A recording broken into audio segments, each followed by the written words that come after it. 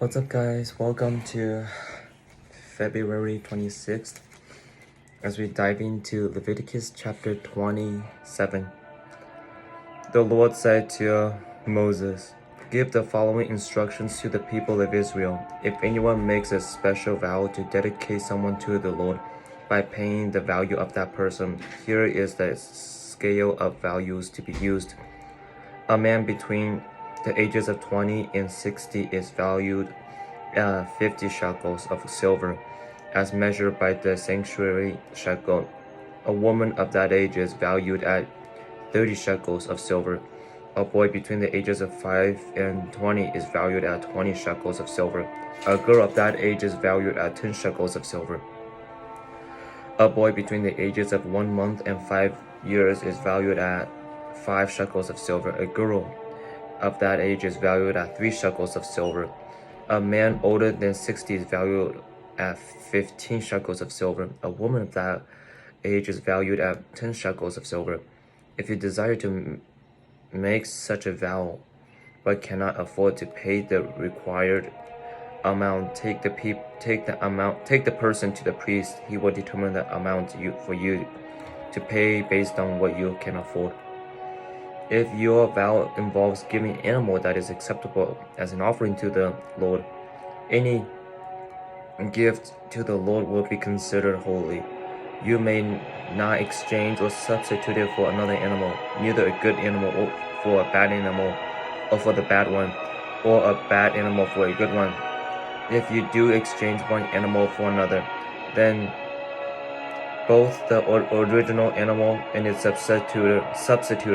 substitute will be considered holy. If your vow involves an unclean animal, one that is not acceptable as an offering to the Lord, then you must bring the animal to the priest. He will assess its value, and his assessment will be final, whether high or low. If you want to buy back the animal, you must pay the value set by the priest plus 20%. If someone dedicates a house to the Lord, the priest will come to assess the value. The priest's assessment will be final, whether high or low. If the person who dedicated the house wants to buy it back, he must pay the value set by the priest plus 20%. Then the house will again be his. If someone dedicates to the Lord a piece of his family property, its value will be assessed according to the amount of seed required to plant it. 50 shekels of silver for a field planted with 5 bushels of barley seed. If the field is dedicated to the Lord in the year of the Jubilee, then the entire assessment will apply. But if the field is dedicated after the year of the Jubilee, the priest will assess the land's value in proportion to the number of years left until the next year of Jubilee. Its assessed value is reduced each year. If the person who dedicated the field wants to buy it back, he must pay the value set by the priest plus 20%. Then the field will again be legally his.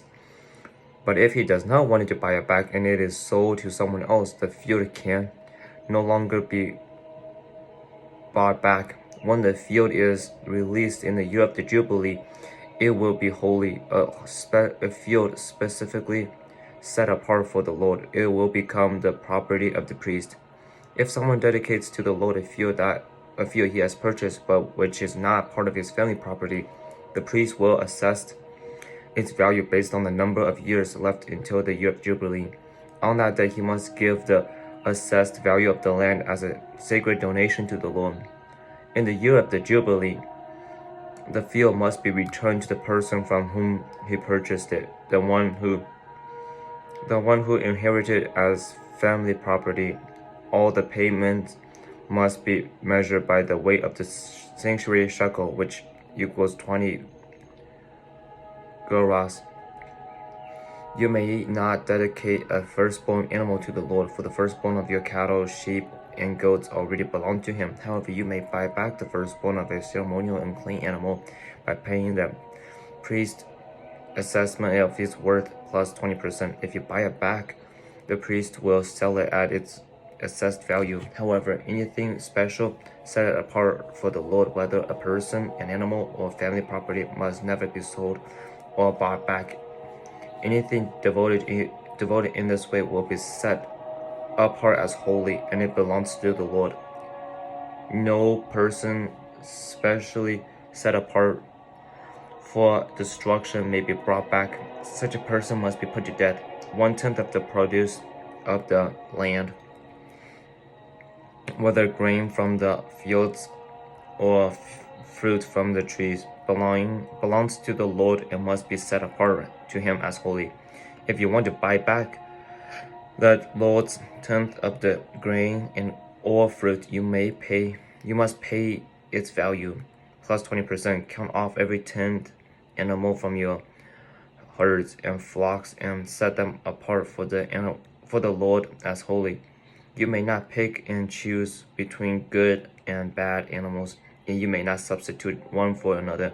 But if you do exchange one animal for another, then both the original animal and its substitute will be considered holy and cannot be brought back. These are the commandments the Lord gave through Moses on Mount Sinai for the Israelites.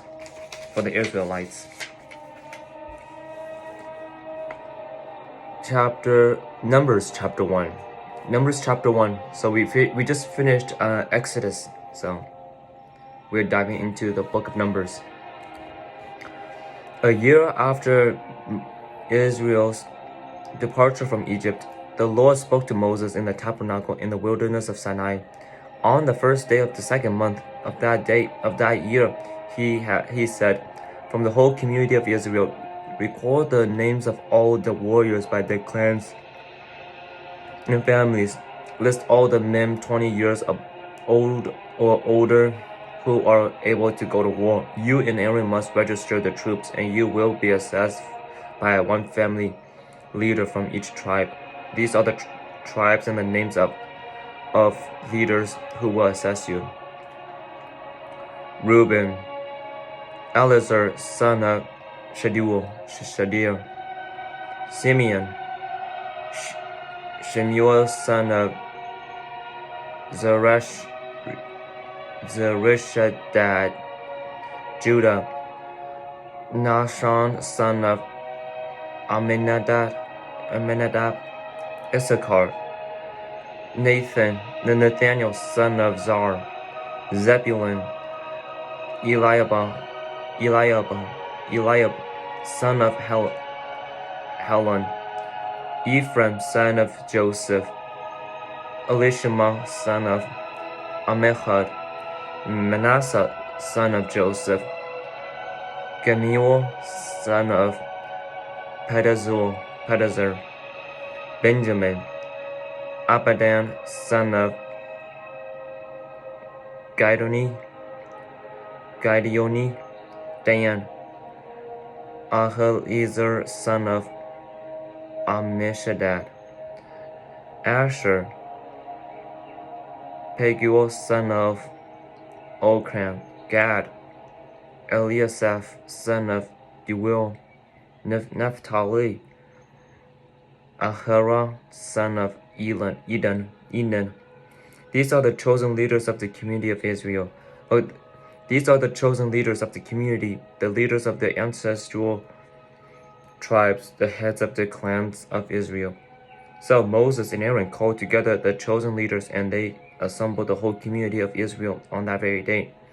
All the people were registered according to their ancestry by their clans and families. The men of Israel who were 20 years old or older were listed one by one, just as the Lord had commanded Moses. So Moses recorded their names in the wilderness of Sinai.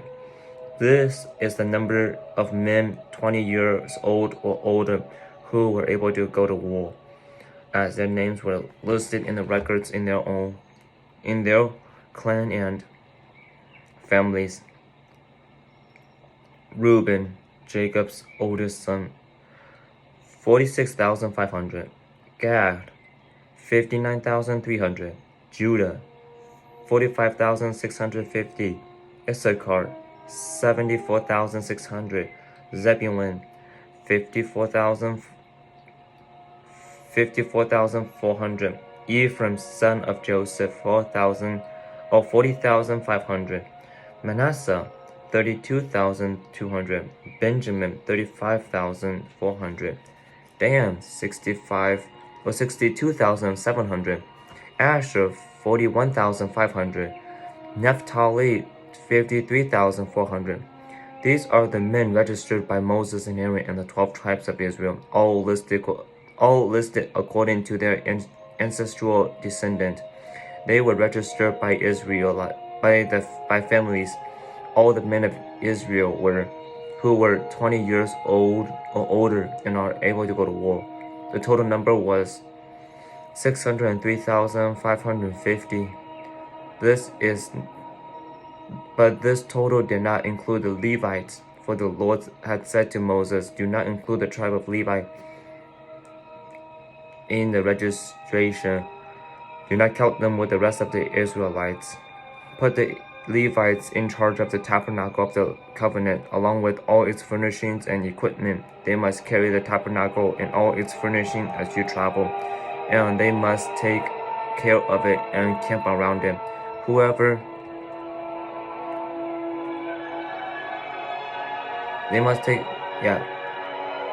Whenever it is time for the tabernacle to move, the Levites will take it down, and when it is time to stop, they will set it up again.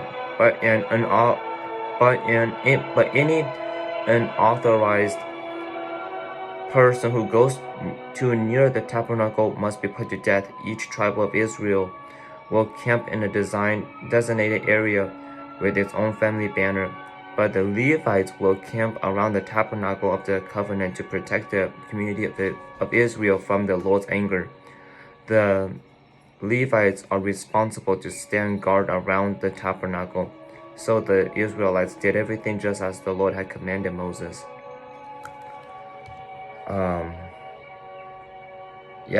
There's not much to get out of, to be honest. It's just like a lot of numbers and names.